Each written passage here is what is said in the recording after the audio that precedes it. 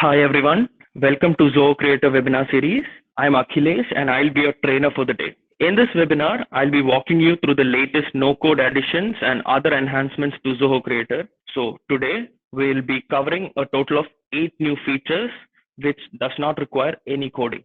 So without taking more time, let us move on to our first feature, which is comments for the records. This is in fact a brand new feature which is available in the detailed view of the record. Admins can read or write comments as well as of all the records, while a shared user can only delete his or her record, and the read write permissions are set by the admin. So let's take a look at how this works. This is the Zilker Homes applications built on Zoho Creator. It's a real estate application with 3 personas. One is the admin or owner of the application, 2 is the customer, 3rd, we have the workforce like site managers, architects, etc. The buyer can see all the projects that have been put up on the screen. The properties up for sale is available in the sales page, which is seen here as ready for sale.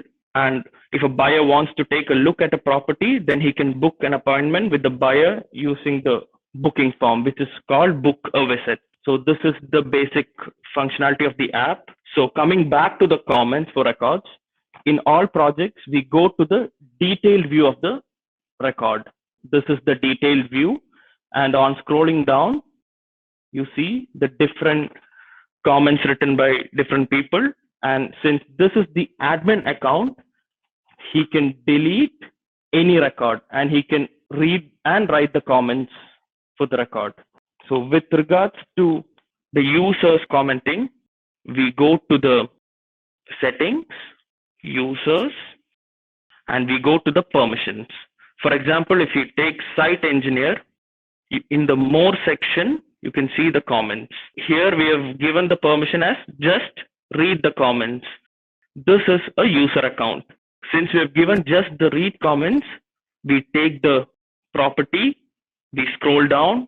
This account is just able to read the comments and he can not write the comments. So this is the read functionality.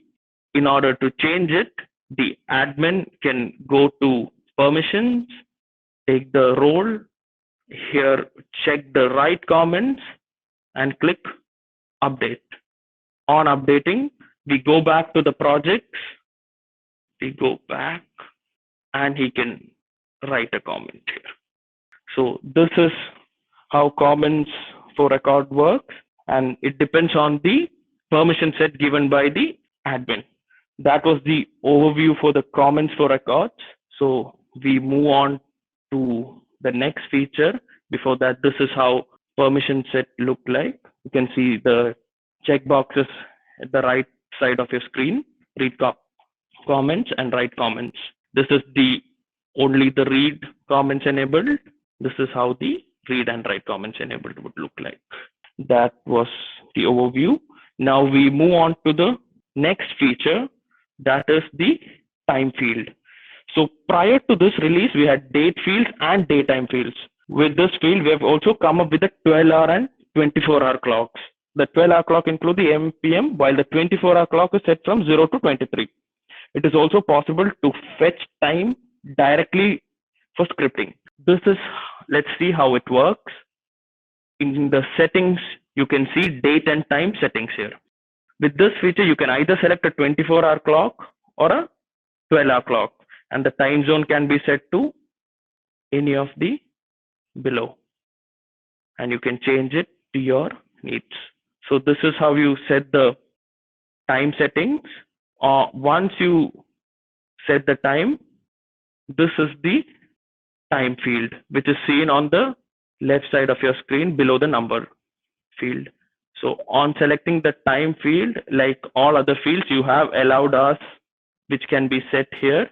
Now we have set from 10 AM to 6 PM.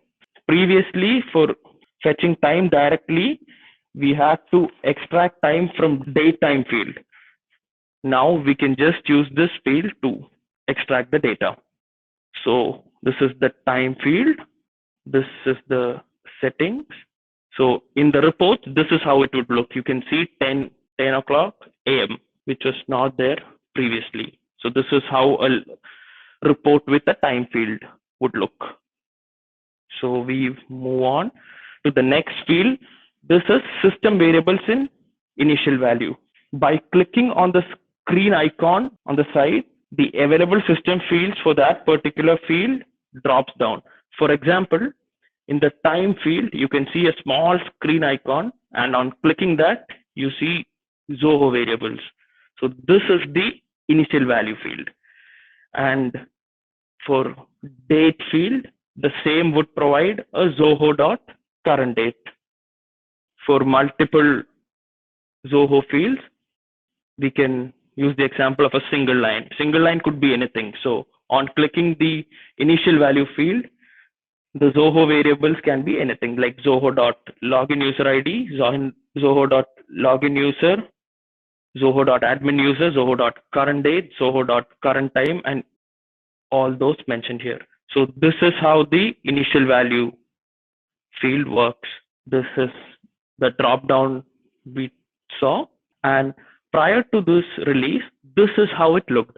So for example, if someone wanted to use a Zoho field for say email, he had to use Deluge script and put input dot the field equal to Zoho dot the field required. The new release, you can just go to the form builder, select the field, and in your initial value, press the screen icon, and then you can see Zoho dot login user ID. So this saves a lot of time on Deluge scripting. That is the system variable, system value for initial. The next in line is shared analytics. Previously, only the admin could create reports. If 15 reports were required for 15 different people, the admin had to create all the 15 reports and share it. So with shared analytics, what we're trying is even the user can create a report if given if the permission is provided by the admin. So the user can create the report and share it with different users' roles. Let's see how it would look. So in the permission set above the comments, you can see create a new report. So once the permission is provided by the admin, for example, in this case, site engineer. So the site on checking that create new report column, the site engineer will now be able to create reports for that particular. This is how it would look. And in the site engineer's app, you can see a drop down saying create new report. This is the shared analytics, which is still in development and will be available very soon. So this is the shared analytics field. We move on to the next feature, which is contextual messages. So what is contextual messages? So you can see you have messages like you have added any records, add a record. Contextual messages option help you to have customized messages for your button names and other information. For example, in this case, we have added a new name for the button called book a table. So add a record is changed to book a table. So let's see how this is done. In order to do that, we go to the app. In the settings of the app, you can see contextual messages under data administration. So you select contextual messages. So here you can see one report which has been created. For example, we go for the add new. So on pressing add new, you see select a form based on which you have to create a new report. So we select book a visit to the house. We select all, and we download the file which contains all the default messages, and that file would look.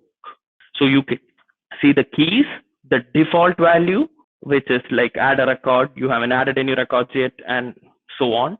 So in order to customize and put your own value into it, select, for example, I'm going to change the add a record name. Click the box next to add a record. Since it's a visit, I'll write book a visit. So on entering the personalized message, we export it as an Excel file, and then we press next.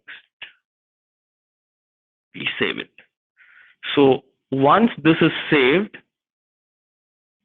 you are able to upload your new file, which is new.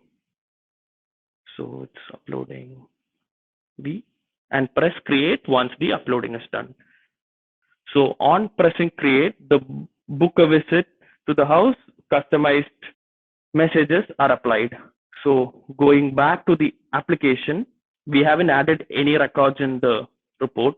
So we visit the report, and instead of add a record, book a visit is seen. This is the whole idea of contextual messages. So if we wanted to change this line, we could have just added it here on the right hand side under the custom value.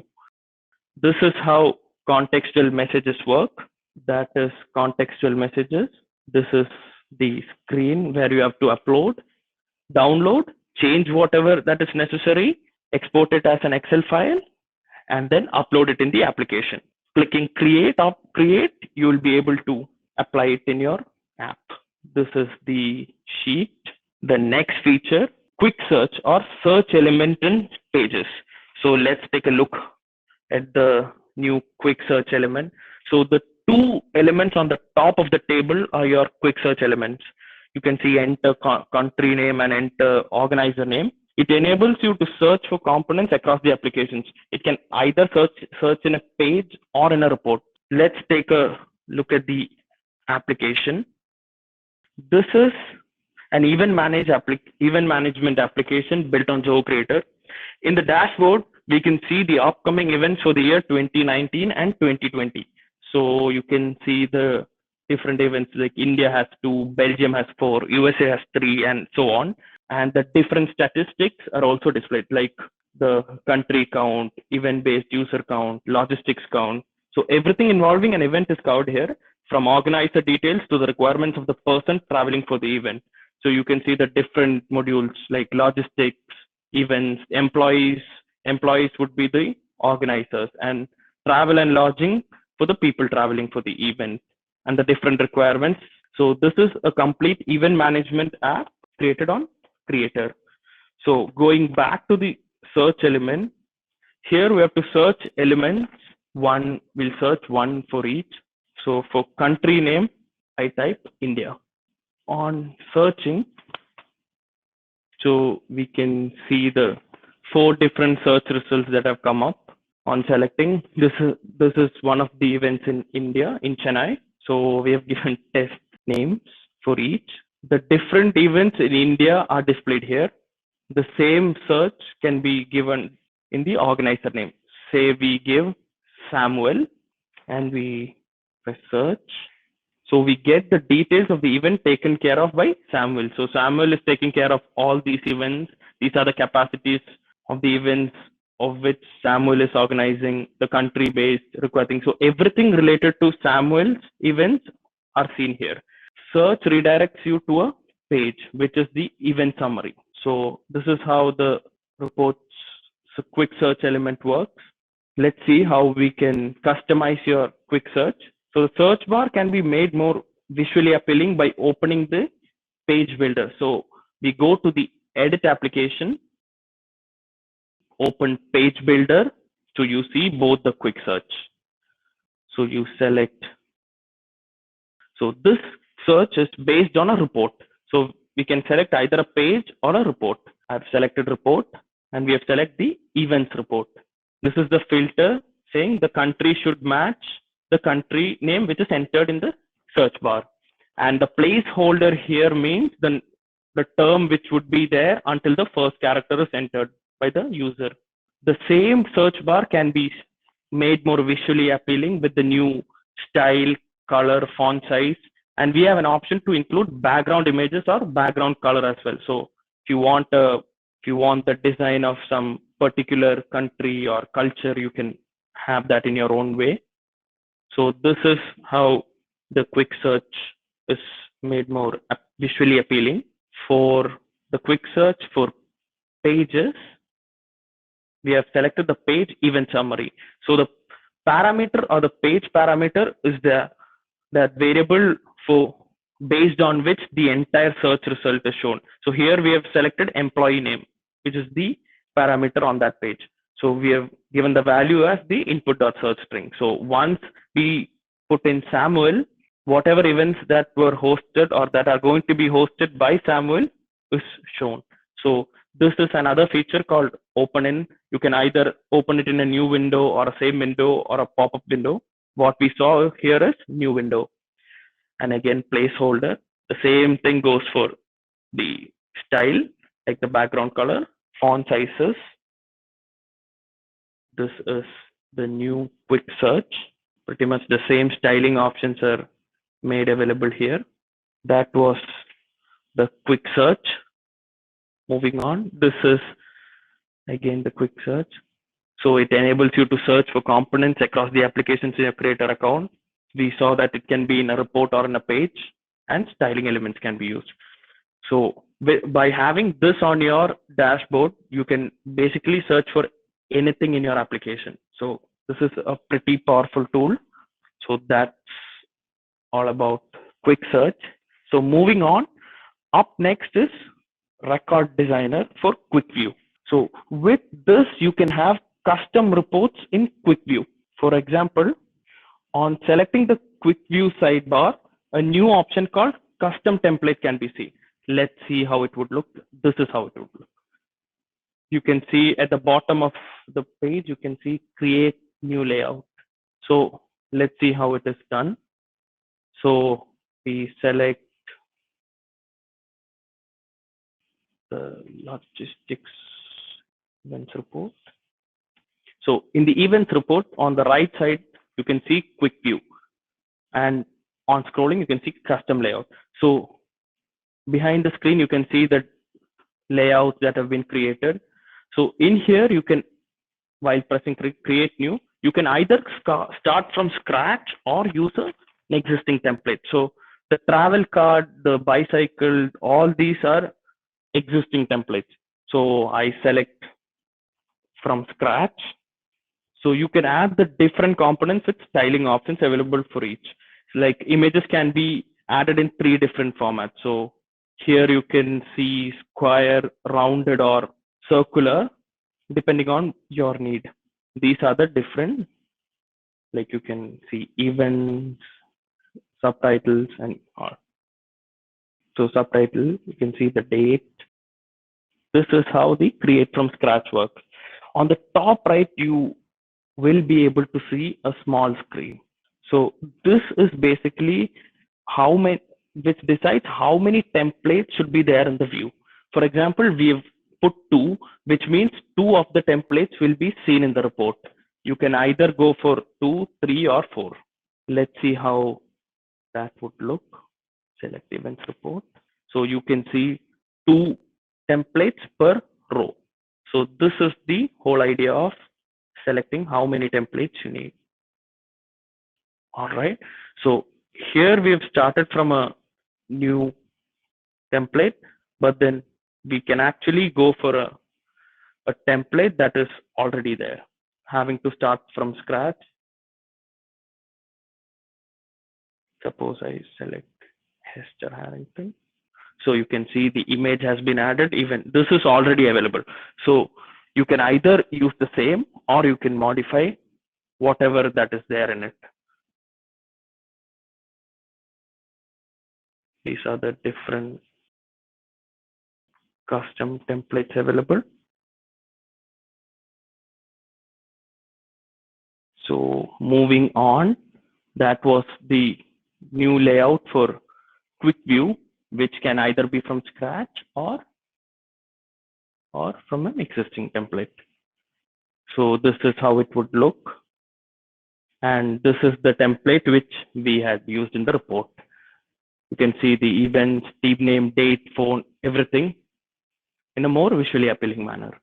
So we are done with the penultimate feature, and we are moving on to our last feature in the set, which is record builder for print or mail. So this is an upgrade to the already existing builder. So this is the feature, and these are its functions. So for accessing this option, we go to settings. So we go to settings. Under extensions, you can see record templates. On clicking record template, you can see the different templates that have already been created. Suppose we are going to create a new template. We select the new template. Again, you can either start from blank or from a template that's already there. If you want to start from there, we have added 4 different categories here.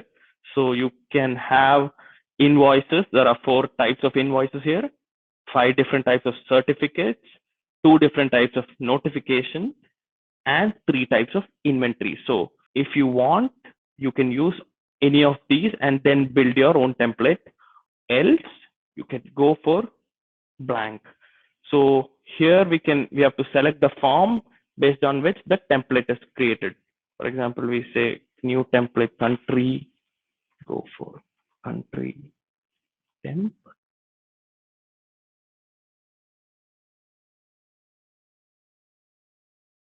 This is the brand new builder. We have elements and fields here which have been separated. For example, we have headings, paragraphs, images, sections, table, and spacer. So spacer here is a new addition to our feature set, which was not available until now. So for example, there's a heading, put a paragraph here, and then a spacer. So on using the spacer, you have to give a parameter called height. So for example, 25 is the value which decides how much space is left out between the spacer and the next element. So this heading and this paragraph you have here, and you have a spacer. So the spacer here determines how far these two are from each other. So with respect to the value, the corresponding spacing is shown in the position where it is dropped.